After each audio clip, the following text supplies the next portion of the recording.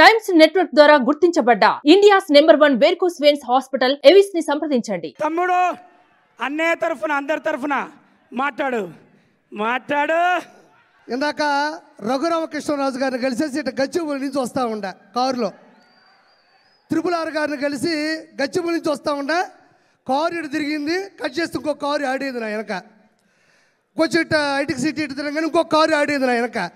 మనం వచ్చింది ఒక కారులో కదా, ఇంకొక కారు ఎక్కడి నుంచి వచ్చిందని చూసా, మళ్ళీ ఇంకొక కారు వచ్చింది. వీళ్ళెవరో మీకు తెలుసు అనుకుంటా, నా డైహార్డ్ ఫ్యాన్స్. మొత్తం అక్కడి నుంచి ఇక్కడ వరకు ఆ కారు ఈ కారు మొత్తం కలిపి నాకు ఫ్యాన్స్ కాదండి, డైహార్డ్ ఫ్యాన్స్ ఉంటారు నాకు.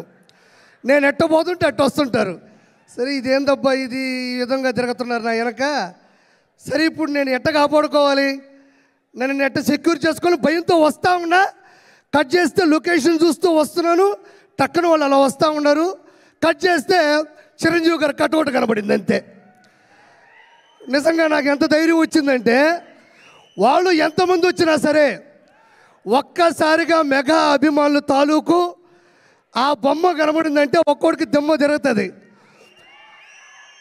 ఒక్క కారు కూడా నాకు కనబడలే, ఎటపోయినా ఇప్పటికీ కనబడట్లేదు. అవి నేను చివరిగా చెప్పేది ఏంటంటే ఒక మాట, చిరంజీవి గారు ఇండస్ట్రీలో ఉన్న ఒక పులస అంటే ఆస్ట్రేలియా, న్యూజిలాండు, టాంజానియా దేశాల నుంచి ఖండాలు దాటి హిందూ మహాసముద్రం నుంచి బంగాళాఖాతంలోకి వచ్చి చివరిగా గోదావరి నీళ్ళకి ఎదురీది, గోదావరి నీళ్ళ యొక్క నదీ ప్రవాహానికి ఎదురీది. ప్రపంచంలో ఏ చేప నదీ ప్రవాహానికి ఎదురీదలేదు, దానివల్ల కాదు. ఒక్క పులస మాత్రమే ఎదురీది సంతాన ఉత్పత్తి కోసం గుడ్లు పెడుతుంది. As it is in industry, megastar Chiranjeevi గారు కూడా మొగల్తూరులో పుట్టి నెల్లూరులో పెరిగి యాక్టింగ్ నేర్చుకొని చెన్నైలో అవకాశాల కోసం తిరిగి హైదరాబాద్లో హిస్టరీని సృష్టించి, అంటే నదీ ప్రవాహానికి ఎదురీదే చేప పులస అయితే కష్టాల్ని, నష్టాల్ని, బాధ్యతల్ని, బాధల్ని ఏమాత్రం తల వంచకుండా, తల దించకుండా అదే ప్రవాహ వేగానికి ఎదురీదే ఏకైక జీవి చిరంజీవి. అంటే అన్ని చేపలు వేరు, పులస చేప వేరు, దానికోసం తెగ కొట్టుకుంటుంది. రాజమండ్రి వాళ్ళకి ఎక్కువ తెలుసు. సో అలాంటి గొప్ప వ్యక్తి మా నెల్లూరులో చాలా రోజులు చదువుకున్నారు. పవన్ కళ్యాణ్ గారు సెంట్ జోసెఫ్ స్కూల్లో చదువుకున్నారు, వాళ్ళ సిస్టర్స్ మా దగ్గర చదువుకున్నారు, విఆర్ లా కాలేజీలో కూడా చదువుకున్నారు.